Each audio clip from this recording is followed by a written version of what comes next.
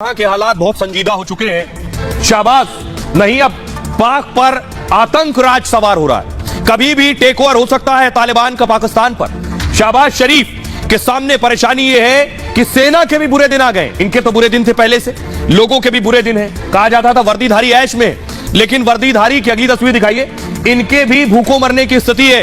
पहले तो खुद आते नहीं आगे लड़ने के लिए, आतंकियों को भेजते हैं, पीछे रहते हैं, कारोबार करते हैं, लेकिन अब भुखमरी के दिन आ गए, इनके खाने को लाले हो गए।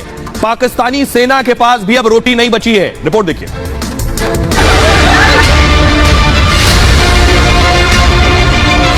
कंगाल पाकिस्तान की आवाम के बाद अब सेना के जवान भी रोटी के लिए तरस रहे हैं।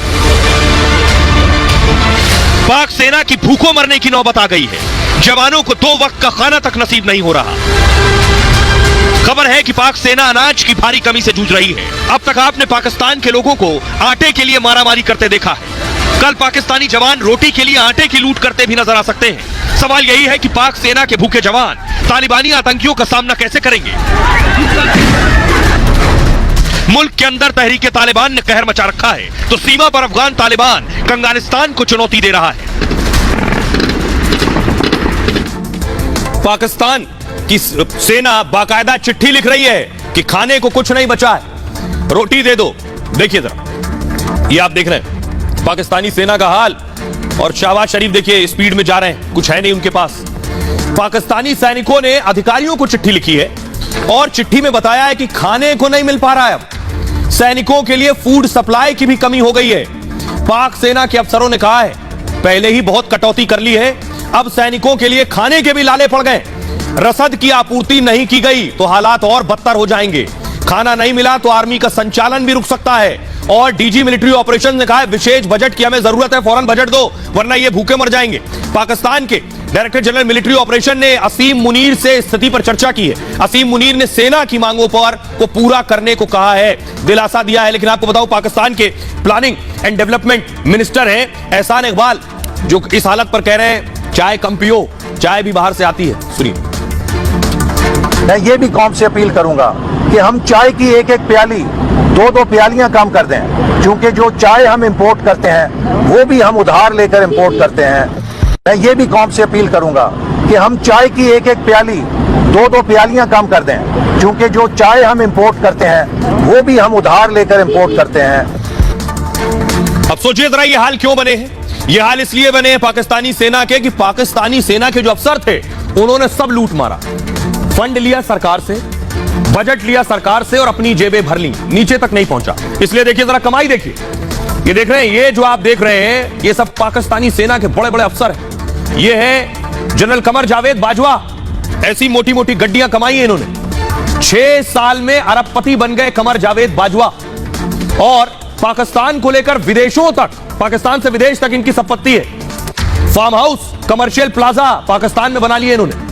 सिर्फ 2016 में बाजवा ने 8 नई प्रॉपर्टी खरीद ली। बाजवा के पास करीब 12.7 अरब की संपत्ति है। अगला नाम देखिए, आईएसआई के पूर्व प्रमुख हैं ये अख्तर अब्दुल। स्विस खाते में इनके पास 15,000 करोड़ रुपए। क्रेडिट स्विस की रिपोर्ट में यह खुलासा हुआ है। आईएसआई के पूर्व प्रमुख की संपत्ति देख ली। अब देखिए retired lieutenant general Shafat Shah हैं ये, लंदन में 5,000 करोड़ की संपत्ति है इनके पास। मुशर्रफ सरकार में सेकंड इन कमांड थे ये। अगला नाम देखिए, पूर्व सेना प्रमुख अशफाक परवेज कियानी, सभी जानते हैं इनको। इस्लामाबाद में 15,000 करोड़ का घोटाला किया इन्होंने, और पिज्जा चेन पेपा जोन्स में बड़ा निवेश किया। अगला नाम है लेफ्टिनेंट जनरल सलीम बाजवा, ये परिवार के नाम पर 22,000 करोड़ रुपए इन्होंने लगाए। अगला नाम है आईएसआई के पूर्व प्रमुख असद दुर्रानी, 1980 के दशक में अफीम का कारोबार करते थे। आईएसआई के जासूसों को भी कारोबार में उसके बाद शामिल कर लिया इन्होंने।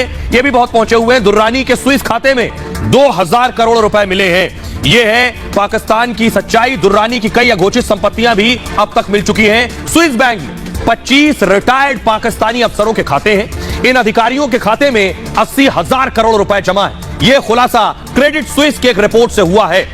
और ये जो सच्चाई है आपको बताऊं, यह सच्चाई किसी से छिपी नहीं है। पाकिस्तान की आवाम जानती है, उनके लुटेरे उनके बच्चों की रोटी छीन कर खाने वाले या तो वहां के नेता हैं, या तो वहां की खादी है, या वहां की खाकी है। सुनिए।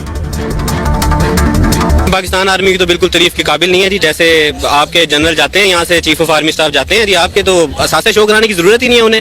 वो जाके वहाँ पूरा आइलैंड खरीद लेते हैं, इससे ज्यादा क्या असासे शो करवाएं वो अपने। जो बड़ी पोस्ट पे बंदे बैठे हुए हैं वो बिल्कुल तारीफ के काबिल नहीं है, बल्कि उन्होंने तो मुल्क का सत्यानाश किया। हमारे IMF का जो सा प्रोग्राम है, उन्होंने आके सबसे पहले ये बात की कि हम आपको किस इस बेस पे देंगे कि आप अपने जो से असासे हैं ना, इवन के वो आला अफसर जितने भी हैं आप वो उनके जो से असासे डिक्लेयर करें। मुझे पहले ये बताया जाए, सिर्फ एक क्वेश्चन है कि उसके अंदर अदलिया और फौज को एक्सेप्शन क्यों मिली? कश्मीर जो है ना फौजियों की शहर है, ठीक हो गया। बजट इनके पास जाता है क्यों? सिर्फ कश्मीर के लिए। 75 साल से एक ही टोपी बनाई जा रहे हैं कि हमने जो है ना कश्मीर जा, इंडिया से निकल जा। मतलब जो भी है सारा कुछ है, वो सारी बातें जो है ना सारी हमें टोंगियां बनाई जा रही हैं। हम खड़े होकर बात तो कर सकते हैं कि जी के आर्मी ने ये किया, आर्मी इतना खा गई है, आर्मी ने मतलब हमारा मतलब बहुत ज्यादा पैसा खा लिया, इस तरह का सुनने को मिलता है, हर जगह मिलता है सुनने को। लेकिन इसका मतलब बिल्कुल भी ये नहीं है कि आप इस चीज को लगा दें कि जी ये सारा कसूर आर्मी का ही है।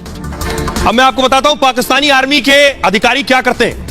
सब कुछ ना कुछ काम करते हैं। पहली बार आप जानेंगे पाकिस्तानी सेना की सच्चाई क्या है। देखिए जरा काम क्या करते हैं ये लोग, कारोबार क्या क्या है इनका, ये आपको दिखाते हैं। इधर देखिए, ये सीमेंट शॉप आप देख रहे हैं।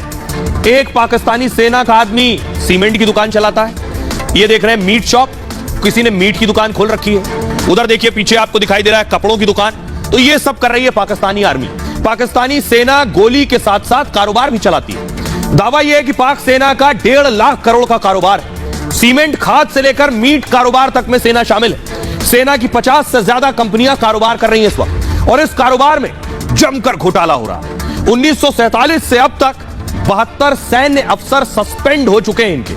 इमरान की सत्ता में 6 अधिकारियों की जांच की गई थी, और कुछ समय पहले ही पाकिस्तानी सेना का ऑडिट हुआ था। जब ऑडिट हुआ तो 2,500 करोड़ का घोटाला हुआ।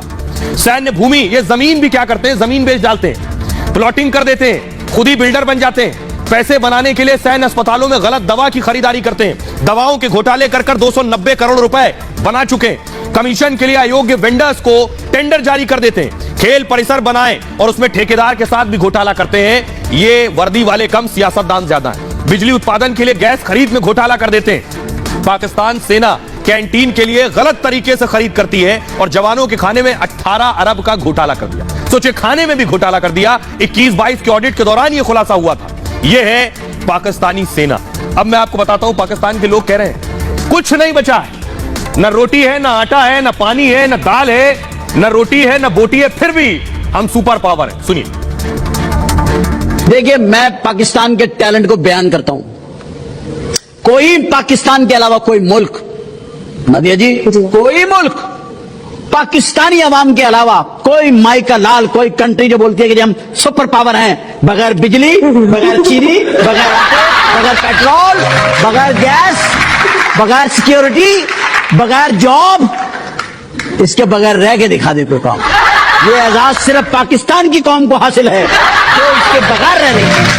अब आपको दिखाते हैं कि हालात क्या है। हालात ये, जब पाकिस्तान की सेना के पास कुछ नहीं बचा तो तालिबान पाकिस्तान में घुस रहा है। क्यों? क्योंकि सेना लड़ नहीं पा रही है। सेना के पास खाने के लिए नहीं है तो फिर गोली कैसे चलाएं? ना बुलेट बची है, ना गोली बची है, ना बारूद बचा। कैसे रोके पाकिस्तान को घुसने से? अगली तस्वीर दिखाई जरा। ये आप तस्वीर में दिखा रहा हूं, ISI के चीफ पहुंचे थे अफगानिस्तान पहुंचकर वहां उन्होंने तालिबान से मुलाकात की। तालिबान से कहा हमें बचा लो। तालिबान कह रहा है हम तो आपको नहीं बचाएंगे। देखिए जरा, यह नौबत आ गई है कि पाकिस्तान की सेना को भी तालिबान से मदद लेनी पड़ रही है, और तालिबान ने हाथ झटक लिए। यह तस्वीर देख रहे हैं, यह तस्वीर नहीं है जो तालिबान से मिलने पहुंचे। पाकिस्तान में तालिबान हर रोज तबाही मचा रहा है। कंगाली में पाकिस्तान की हालत खराब हो चुकी है। पाकिस्तान तालिबान से लड़ने की हालत में नहीं है इस वक्त, इसलिए पाकिस्तान तालिबान से फरियाद लेकर पहुंचा। ISI चीफ, पाकिस्तान के रक्षा मंत्री अफगानिस्तान गए। तालिबानी सरकार के सामने TTP का मुद्दा उठाया। उन्होंने अपील की कि TTP तबाही मचा रहा है, हमें बचा लीजिए। तालिबानी सरकार ने हर बार की तरह आश्वासन दे दिया है, ठीक है देखेंगे। कहा आपकी समस्या तहरीके तालिबान पाकिस्तान है। अब पाकिस्तान इस यात्रा को सकारात्मक मान रहा है। वो कह रहा है कि तालिबान कह रहा है देखेंगे, आश्वासन दे रहा है हम निपटारा करेंगे। उम्मीद कर रहा है पाकिस्तान की तालिबान अब गोली नहीं चलाएगा। लेकिन एक्सपर्ट पाकिस्तान की उम्मीद पर पानी फेर रहे हैं। एक्सपर्ट कह रहे हैं कि तालिबान के लिए कब्जे का यह सबसे अच्छा मौका है पाकिस्तान पर। TTP के आतंकी इस मौके को कभी नहीं छोड़ने वाले हैं। TTP पाकिस्तान को भी अफगानिस्तान बनाना चाहता है। आइए अब मैं आपको बताने जा रहा हूं कि शहबाज शरीफ बता रहे हैं देश की असली हालत क्या है। सुनिए। एक मिनी बजट पास किया है और उसमें कोशिश की गई है कि जो नए टैक्स लगाए गए हैं वो बड़ी जो कॉर्पोरेट जो कंपनीज हैं उनको लगाए गए हैं। मसलन टोबैको को मज़ीद टैक्स किया गया है और इस तरह जो लग्जरी जो गुड्स हैं उनको हमने टैक्स किया है, ताकि जो आम आदमी जो पहले ही महंगाई के बोझ तले है उसको हम किसी हद तक बचा सकें।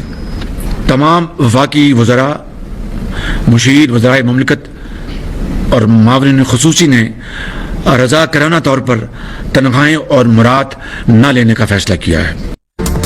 अब आपको दिखाता हूं, पाकिस्तान आतंकियों से, जो बाहर के आतंकी उनसे लड़ नहीं पा रहा, और जो घर में पाल रखे ये घर के अंदर के आतंकी हैं। ये इसलिए सूट करते हैं क्योंकि इनको भारत पर के खिलाफ साजिश के लिए पाकिस्तान ने लगा रखा है। ये कौन कौन से आतंकी हैं जो पाकिस्तान के पाले हुए, जो वहीं रह रहे हैं? ये पाकिस्तान के लिए गुड टेररिस्ट हैं जो पाकिस्तान के साथी हैं और मदद करते हैं। देखिए जरा ये गुड आतंकवाद कौन कौन है। सबसे पहली तस्वीर आप देखिए, हाफिज सईद लश्कर तैयबा जमात उद दावा का मुखिया, ये भी पाकिस्तान में। मुंबई में टेरर अटैक, लाल किले पर हमला कराया इसने।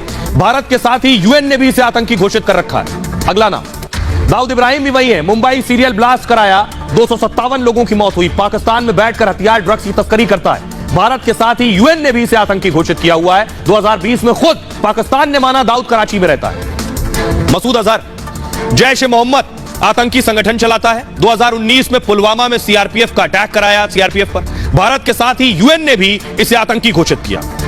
जकीउर रहमान लखवी लश्कर तैयबा का संस्थापक सदस्यों में रहा। 2026-11 मुंबई हमलों में जकी का नाम था। भारत के साथ ही यूएन ने भी इसे आतंकी घोषित किया था। यूएन के मुताबिक लखवी इस्लामाबाद के ओकारा में रहता है। और ये सलाउद्दीन, अभी अभी इनका वेलकम किया गया पाकिस्तान में। आतंकी संगठन हिजबुल का मुखिया है ये, और भारत में कई आतंकी हमले करा चुका है सैयद सलाउद्दीन। भारत के साथ ही अमेरिका की भी आतंकी लिस्ट में है। पाकिस्तान में खुलेआम घूमते नजर आया है सैयद सलाउद्दीन। अब मैं आपको दिखाता हूं कि आखिर पाकिस्तान